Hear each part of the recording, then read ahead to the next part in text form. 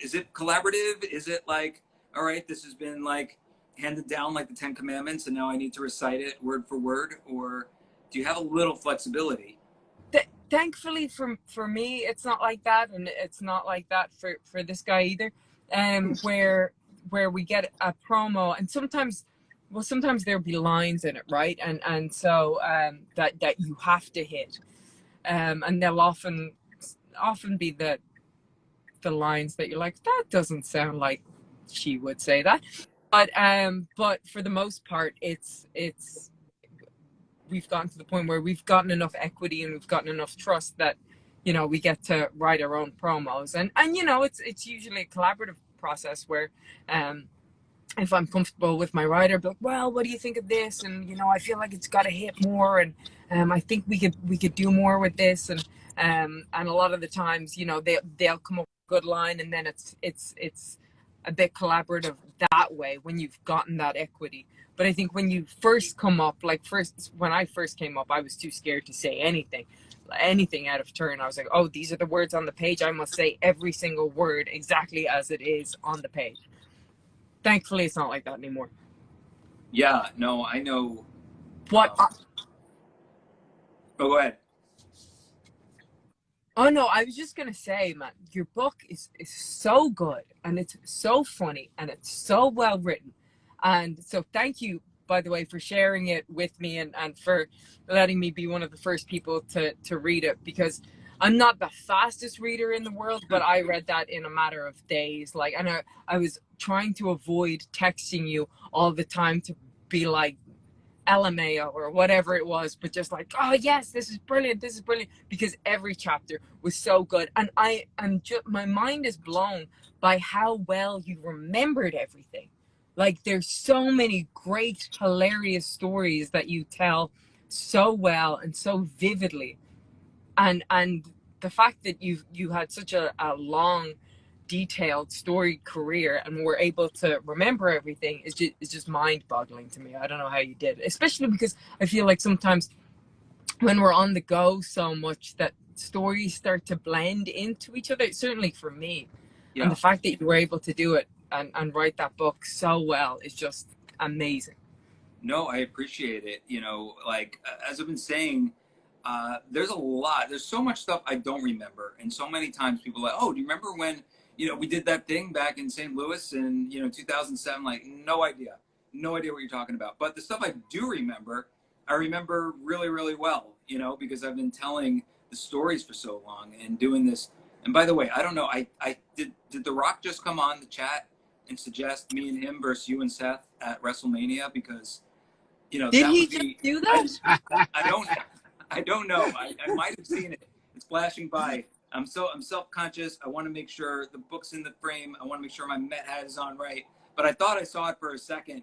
And yeah, that would be a horrifically bad idea. But I definitely appreciate the. Oh shit! There it is. Rock and Brian versus Becky and Seth. All right, I'm down. You know who's taking the heat in that match. Yeah. I'll psych myself up for the hot tag. You know, from Rock. You know, as soon as you get your heat on Rock, he'll tag me in. Deafening silence from, you know, all of SoFi Stadium or you know, whatever the name of the field is, and yeah, we go home, because if I get tagged in, we need to go home, like, immediately. There's no ifs, ands, or buts about it.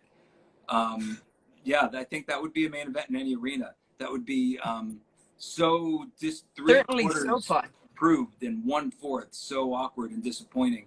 I'd rather stick to me versus Instagram, because, you know, I got at least, you know, some history behind that.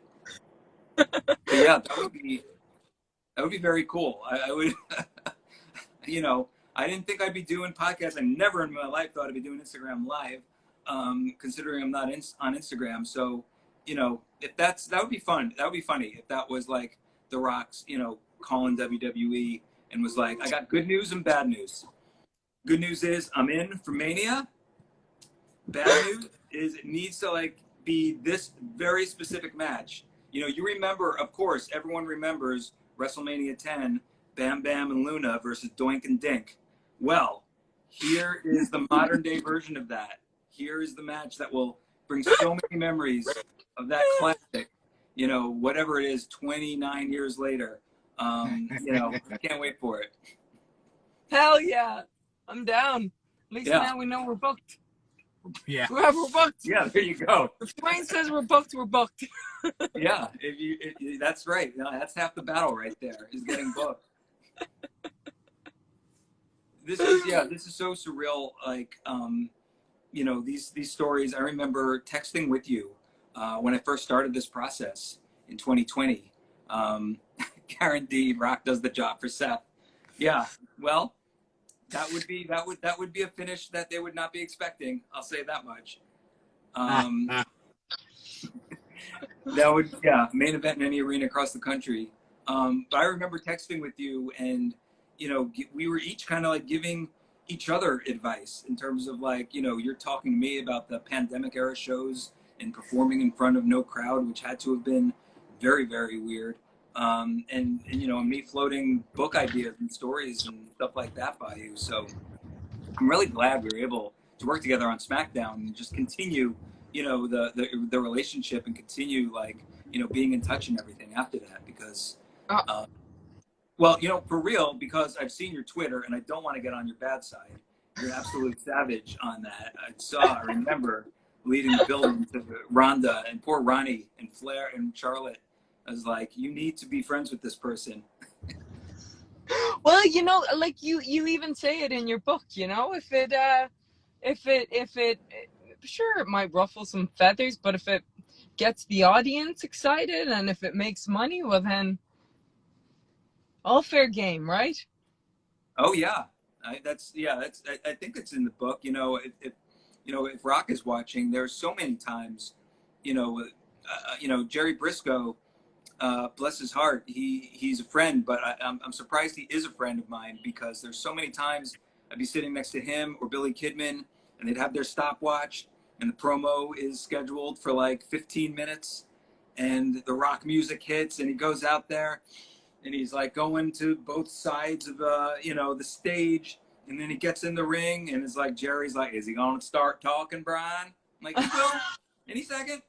15 minutes, 7 minutes has already time come up. He hasn't even said anything, you know. And then the promo would go, you know, maybe 10, 15 minutes heavy every time, you know. And then, you know, I would be like, you know, hey, like The Rock says, you can't rush greatness. It's going to happen. That's why literally every 5 seconds, if you recall, we were in, you, me, Corbin, Rock, Hiram, we were all going, you know, over the promo. Every 5 seconds, there would be a new WWE writer who'd knock on the door and be like, "You're not going to go over time, are you? Like, this is the premiere of SmackDown. Literally every segment is timed to the absolute limit. You can't go heavy." And I'm like, "Well, you're going to be the one gorilla. I'm going to be out in the crowd. It's going to be your problem, buddy."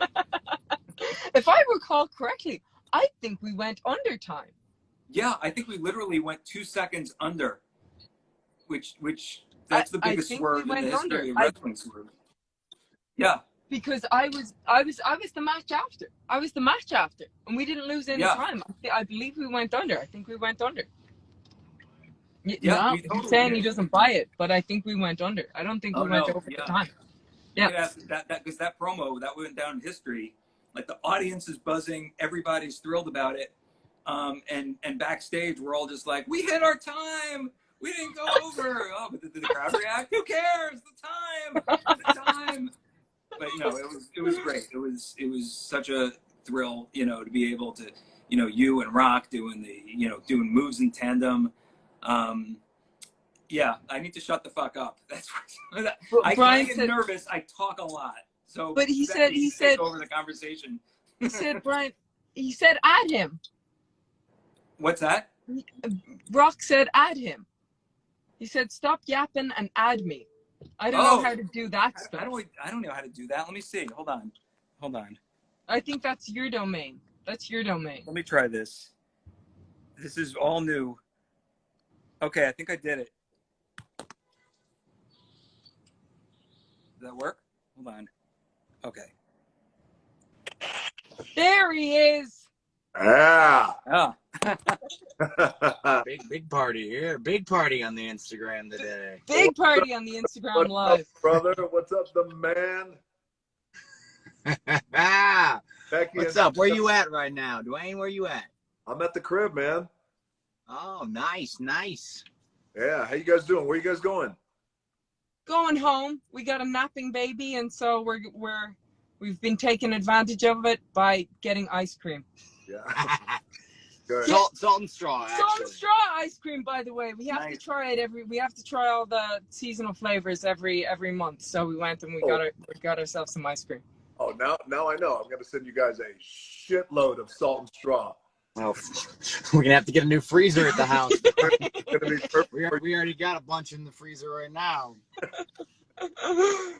Brian, what's up, man? What's up? I didn't know you were asking to be added. I've never done Instagram before. I was fuck up and look at my thing. I'm added. I'd like add But me. it goes so fast. I don't understand it. And then I'm like, oh, The Rock, I think, said something. And Becky's like, add The Rock. I'm like, well, I always like to add The Rock to our conversation. I've been talking about him for like 20 minutes. Like, no, shut up. Literally press the button to add The Rock. You don't know what you're doing. You're 98 years old. You have no clue what's happening. But then, yeah, she explained it, and I figured it out. Perfect. Yeah. Well, congrats on your book. Today's a big day. Yeah, thank you. This is it. It's here. I'm holding it. I got a nice endorsement from both The Rock and Becky Lynch in the front and the back. It's very cool. It's surreal. It's actually happening. You know, I remember texting Becky about it, but I first ran the idea by you and Danny, and you guys gave me your complete support on it. So thank you. Well, I mean, look, it's my pleasure, and I'm sure Becky's pleasure too as well. As she's read it, she's loved the book too. I haven't read the book because I don't know how to read yet, but when I do, I'll let you know how it is. But man, we're very happy for you. But also too, like, we're just all of us, Seth included, just we all know your impact that you've had on the business, man, and it's a really special thing. And I'm just really happy for you that you were able to write this book and share a lot of those crazy stories that you have back at a time when, I mean, in a way, it was like the Wild Wild West when you came into town before a publicly traded company, I think, right? Yeah. It was just all those crazy stories you were able to share, man. So I love the book. I think it's great. Congratulations. Thank you. Well, I have a great idea, you know, because we're going to be shooting season 3 of Young Rock soon. So, you know, and not in Australia this year. So if you would like, before you go to bed, I could read you a chapter right before you fall asleep, you know, and that way you could just like drift, you know, into sleepy time with a different chapter every day. I'm making that offer if you're interested. Will you be in bed with me? Is that what you're offering? Or I was thinking it would be more like sitting at like Fred Savage and the Princess Bride with Peter Falk kind of thing. But, you know, if you prefer it that way. Another reference. Okay, great. Good. No, I'm good, man. I'm good. I'm totally good. I read the book already. Don't need you sitting in the bedroom reading the book to me. Fair enough. Fair enough. While I have you, and while, of course, you have Seth and Becky here, are there any stories from the book that you think audiences right now would just love to hear? Not the full story, but like anything from the book that you want to bring up now? Because there's 10 things in the book that you wrote that I was like, man, I can't believe that shit happened. Yeah, I mean, thank you. It's you know, it's really cool that I got to, you know, tell my firsthand perspective of the 3-year like biggest WrestleMania, you know, build of all time between you and John Cena. Yeah. You know, I was all of a sudden turned into Chris Farley. Like, you remember when you fought John Cena at WrestleMania? That was awesome. There was, you know, that was cool. And then, you know, all the stuff that, you know, we were able to do, and it talked about, you know, the promo segment that we did with Becky on SmackDown Live. Share this with you really quick. You know what was really cool was when the Shield attacked me before the WrestleMania and then powerbombed me. And I remember Seth. I was on Roman's shoulders. And Seth in particular threw me down so hard on that mat, busted my blood vessels. Blood started coming up out of my mouth, and he looked down, Roman looked down and was like, "You okay, Uso?" Called me brother and someone. I was like, and before I could answer, Seth was like, "Who gives it?" He walked away. You know, this was 10 years ago. I don't have a full recollection of this memory. You know, we did powerbomb you twice. Once in the dark through a table, and then another time we made you bleed your own blood.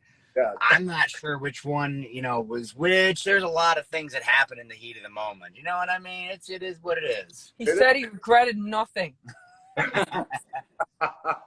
And he would do it again tomorrow. Or better yet, he would do it in SoFi Stadium as a tag team versus you and Brian. That's what he said. Oh, and let me tell you, that match was all of 30 seconds. If Brian, I can tell you, who's going to take the ball on that. I don't know.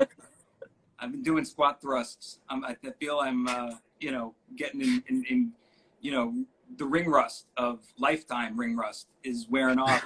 You know, I will say this, you know, you said that story about the power bomb. I did, you know, and I write about it in the book too, you know, in a time that is never, ever, this will never be replicated. You know, I think you were there when we got snowed in SmackDown 2000, and we were just all like kind of futzing around the ring, and Shane was like, "Brian, come in the ring. Let's do a power bomb." And Bubba Dudley took me, Devon took me, like raised me up to Bubba's, you know, he was up on the second rope. Like there's a whole crowd. Like thankfully, this is 2000, February 2000. There's no cell phones or anything like that taking video. And Shane is like, "Tuck your head in." I'm like, "What?" And we're airborne. And yeah, Bubba powerbombed me off the second rope. I did tuck my head in. I felt amazing afterwards. I felt like a world beater. Like, yeah, like, yeah, I just took a bump.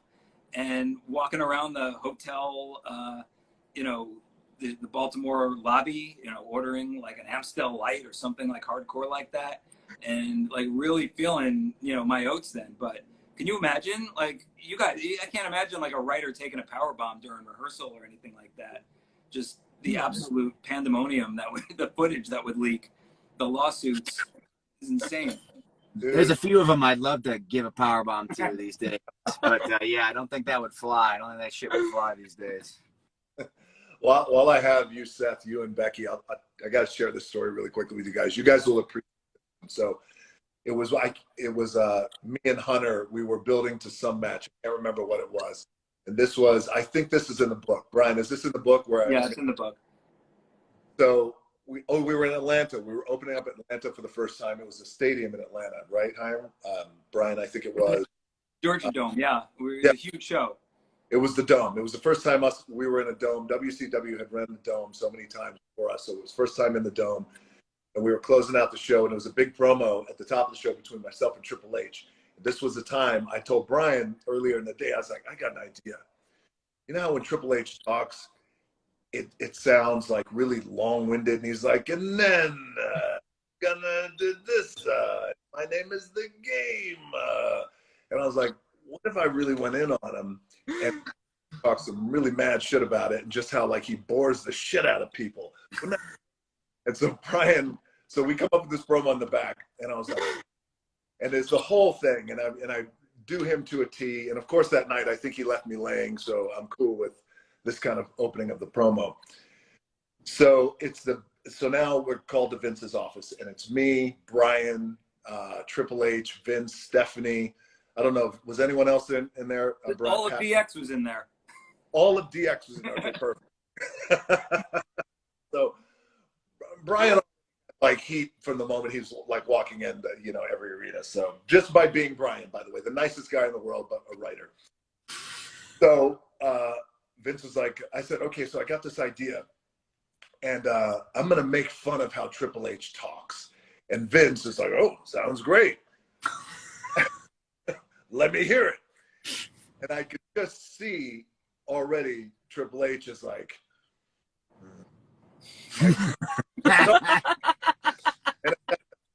he and I were we were buddies, but it was also very competitive. So Vince was, come on, Rock, let me hear it. Let me hear the thing. And I was like, okay, got it. Brian, Show 'em. No, but you know, the best part of that was you built it up so well because you did everything but the voice. You were like, oh, Hunter, you're going to love this. So I come out, you guys are in the ring, you're looking at me, and I'm like, you know what, Triple H? Here's what's the problem with you. Every time you open your mouth, it sounds exactly like this. Do the voice. Like, me? And then you're like, yeah, you were doing it backstage. You imitated him so well. It sounded just like him. Do it. And like I see, like Hunter's ears have steam emerging from them. And DX wasn't exactly like rollicking with laughter either. They were like, the fuck? And so, yeah, so I did it. I was like, in this ring, I'm the game, and I'm going to say absolutely nothing. And then, you know that laugh. Vince is like, ha, ha, ha. Perfect. Go ahead and do it. And then, you know, we're just like, all right, thanks. And Hunter's like, yep, okay, sure, yeah, love it. Like he did, you know, that's when you hear Ron Howard. He did not love it. You know, it was very much, it was a great promo, you know, apologize later. It was an awesome promo. It's iconic. People, you know, talk about it today. That was a good one. That's great. That's great. That's tremendous. What about the Michael Hayes stories? The Michael Hayes stories are some of my favorite content in the book. I read the book as well. Becky passed it off to me. Great read. But I love Michael Hayes. He's such a character. People are familiar with the Fabulous Freebirds or maybe some of the stuff he did with Edge and Christian and the Hardys. But as a human being, he's one of the most entertaining people on the planet. And so having stories with him backstage, that's like, I was loving that stuff. I love because he's exactly the same now as he was 20 years ago. So it was tremendous content. Like some of the XFL stuff was great. Oh, just tremendous Michael Hayes stories. Yeah, I mean, thank you. Yeah, there's like, you know, the book is roughly 47% Michael Hayes stories. But yeah, the XFL, you know, that's when I termed, you know, I was texting with Becky about it. You know, the catchphrase, hair in a tail, no need to bail. Hair undone, your ass better run. Because hair is in a ponytail. It's professional Michael Hayes, and he's booking great matches and awesome finishes. He's booked lots of rock matches. You know, he's been awesome. When it's undone, that means the Beer Wolves come out, and you don't know what's going to happen because it's after the show. So, yeah, there's a whole section dedicated to the very different 2001 XFL than the 2023 XFL, where me and Michael and Bruce were working on it. And he had such a stressful day because he had to be the bodyguard of Stephanie because they fired the sideline reporters after one night, you know, and then replaced them with Stephanie, who was a heel in WWE at the time. And all the fans, she's trying to like, and it's a great night here in San Francisco. Boo! You know, that's the PG version of what they were saying.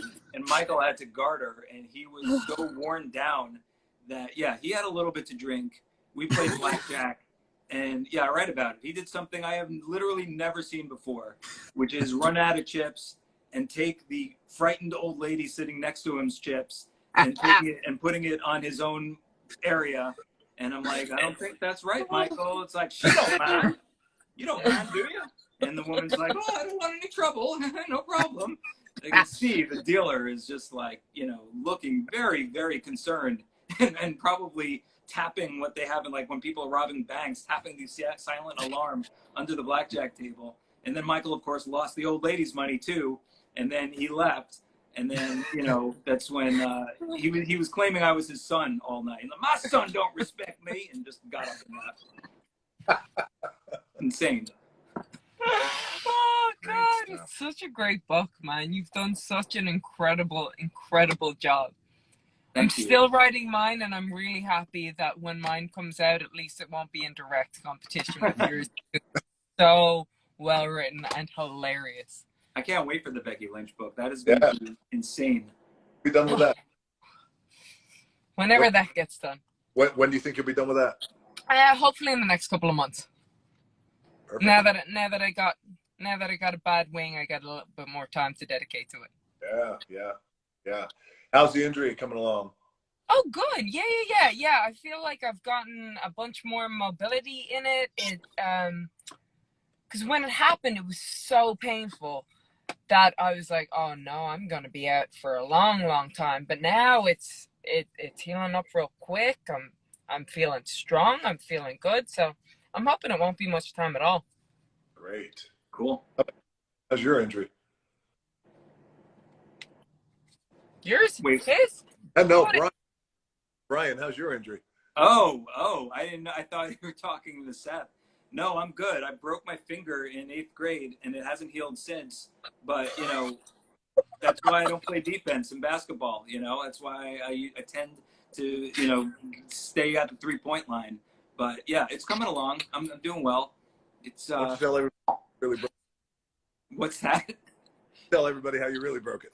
That is how I broke it. I broke it going for a rebound and the ball bent the finger back. And that is my story. I'm sticking to it. That's the real story. I don't know what is being implied here, but I assure you it is false narrative. Oh man. All right. Hey, listen, we should let these two get back to their napping baby. And before we wrap this up, please tell us in the fans one time, and tell Becky and Seth this. Goldberg, who we love, that's our boy. He came into the territory coming out of WCW. He was the last one who came in, and he comes in first night. We sit down, and I think this is in the book, right? So I'm not. Well, this is the inspiration to the title of the book. So yeah, it's definitely in there. So we sit down at the table, and we're gonna have a big promo. Me, you, and him. He's gonna come out. He's going to give me the big spear. That's how the show is going to end. Goldberg finally makes his debut in WWE. And then we go on to have a couple of pay-per-views, and he goes on to beat my ass. And then we do that. Tell everybody what happened. They're at the table. We're sitting there, promo time. And I say, yeah, Bill, we could do something like this. And then you jump in and say, yeah, it's kind of similar to. Yeah, the simplest promo you could ever have. Rock's running his mouth. I've done all there is to do. I've beaten everybody. Goldberg comes out and spears him. That's it. And people anticipated this because there were this was the day after Mania, after the big Rock Austin match. So everyone was anticipating it. I'm like, great, you know what we could do? We do this great thing. We did this thing with Rock and Hogan in Chicago where they're standing face to face and they're like each looking at the crowd, and it's this iconic moment. And Rock's like, yeah, we could do that. That sounds good. And then Bill's just like, yep. There's just one problem. I ain't Hulk Hogan. Intense stare. Intense. And then Rock and I do like the little Bill, look to each other. Hole through Brian. And I was like, oh my God. Yeah. Rock and I are looking at Rock and I are looking at each other like Lando and Lobot in Empire Strikes Back after Han Solo gets frozen, just like, are you seeing this shit? So I knew no one would make that reference, but it amused me. So afterwards, I said, okay, great. You know what? No problem. Not catching on. By the way, when Bill said, I ain't Hulk Hogan, of course, me being me, I turned to Brian and go, I fucking told you he's not Hulk Hogan. Yeah. Do that. Brian's like, no, I know. I've done that. Okay, I got something else. And then so not taking a hint at all, oblivious. I go, you know what? That's no problem, Bill. This is going to be perfect because what we could do is you could stalk him on stage. You could like have this big pacing back and forth while he's running his mouth in the ring. Because we did this promo with Rock and Jericho where Rock was going on and on. I can see Rock going like, I don't think it's a good idea. And then Bill's like, There's just one problem. I ain't Chris Jericho. Again, intense stare. And this literally could have gone on for hours. Is this the first time that you guys interacted with this man? This is the first time? First time I ever interacted, not Rock. Yeah, Brian's interacted. I saw him a few times. That's just out, when we were crisscrossing at like airports or something like that. Yeah. And then, but he was the very last one. And when I saw him out in an event. And I remember we talked for a little bit and I was like, dude, I think there's a pathway here. I think you should consider coming in. We could do some big business. You're the man. And he's like, yeah, okay, I'll do it. So he came in, but he kind of came in at that time, understandably so. He had his head on a swivel, a little unsure of what was around him. You know what I mean? So, and all of a sudden he's sitting in front of Brian, and Brian's hitting him with the Hogan and the Jericho. He did not have a great relationship with wrestling writers at the time. So I understand where he's coming from. And we get along great now, but that could have been like literally like 2 hours later, like, there's just one problem. I ain't George Hackenschmidt, or, you know, whatever. I ain't Haystacks Calhoun, okay? I also ain't Gorgeous George. Like, we could have gone on. Like what in the history of the business has there not been a confrontation that you would like to do? Because we could do that, you know. And then I watched the promo back. It was basically you kind of just like circling each other. And then, you know, he hit the spear. So thankfully that had never been done ever.